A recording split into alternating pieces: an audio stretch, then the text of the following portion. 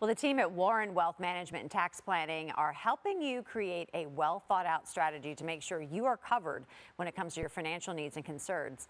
Joining me now is tax planner and financial advisor Marcus Warren with more on some many questions that you get. But first off, Marcus, it is great to have you back here at Great Day Live. It's good to be back. Always enjoy working with you. So let's just jump right into it. You know, well, first of all, the only thing I'm upset about is I don't have my breakfast dessert. I'm so sorry. I should have told Chef. That would have been nice. Okay, next time you're on, I will make sure, I'll tell the chef to please make sure that Marcus with the has candied pecans on top. I want all of it. All of it. Sam took all your food and then just left out there. Oh, my goodness. It's great to have you back on Great Day Live, definitely. I mean, let's tackle this big question. A lot of people want to know, when is the right time to get those Social Security benefits? You know, is it worth the waiting a little bit longer? It depends. It's one of those things. Well, with Social Security, it's like this. You can take it as early as 62. You can take it at full retirement age, which is right around 66, 67 for some people. And then you can wait and take it as long as 70. Now, if you take it at 62, if you take it early, what you have to understand is that you're only going to get 70 cents on the dollar. So you're only going to get 70% of your benefit.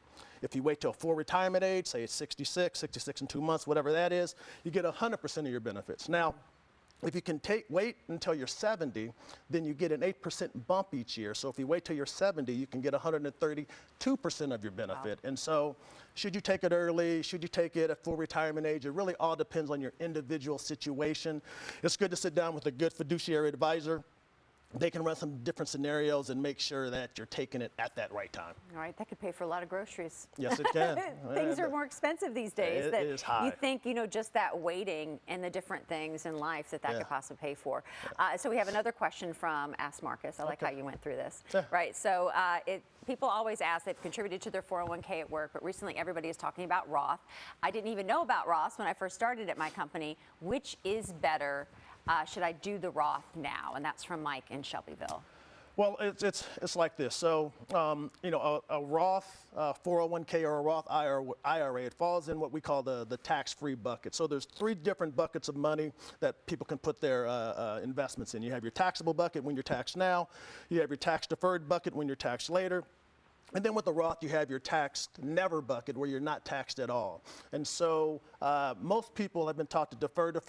They put all of their money in this tax deferred bucket. Unfortunately, when you pull that money out of your traditional IRA or your traditional 401k, you basically have to pay taxes at whatever tax rates are at the time that you pull it out. Yeah. Tax rates are going to be higher in the future. You have to keep that in mind. But with the Roth, you put after-tax money in. It grows tax deferred. And when you take it out, it's all tax-free. And so, I always say, hey, you might want to have money allocated. You do need some money in that tax-deferred bucket, but more importantly, you want money in that tax-free bucket. Utilize those Roth IRAs, utilize those Roth 401ks, absolutely. We're talking about tax season, it being kind of in the middle of everybody kind of filing their taxes right now. Yeah. You can still contribute to your Roth or your traditional, is that correct, until a certain time, like in April? Yes, well, yeah, April 15th, you can contribute up to the max in your Roth or in your traditional. For the previous year. For the previous year. The thing about it is you can't implement any tax saving strategies for 2022. That's over. Yeah. But tax planning for 2023, that starts now. All right. I feel like you offer such a wide variety of services, and it's a great opportunity to kind of reintroduce you to our audience. Mm-hmm. We talked about the tax planning. We talk about financial stability and creating kind of that retirement fund, kind of like run the gamut of all the different things that you can help people with. So, we are a fiduciary advisory practice where we do income planning, Social Security maximization, investment management, retirement planning for individuals and small businesses. But more importantly, what really sets us apart is we do tax planning and tax preparation in our office. Mm-hmm. We have trained tax professionals on staff. I'm what's called an IRS enrolled agent, so I know about tax law, tax code, tax theory. That's good stuff to know. And a lot of times people focus on the investment part, the retirement part, but they leave out the tax part. We bring that all under one roof, so the left hand always knows what the right hand is doing when we're talking about taxes. We're looking at investments. When we're talking about investments, we're thinking about taxes, which is more beneficial for the client. Covering it all. I should add to the mix, you're an author, and you still have you still doing the radio show? Yes, yeah. Right, does it all. Does it all. Great to have you back, Marcus. Thank you so much. Thank you. So to get started, just head on over to warrenwealth.net.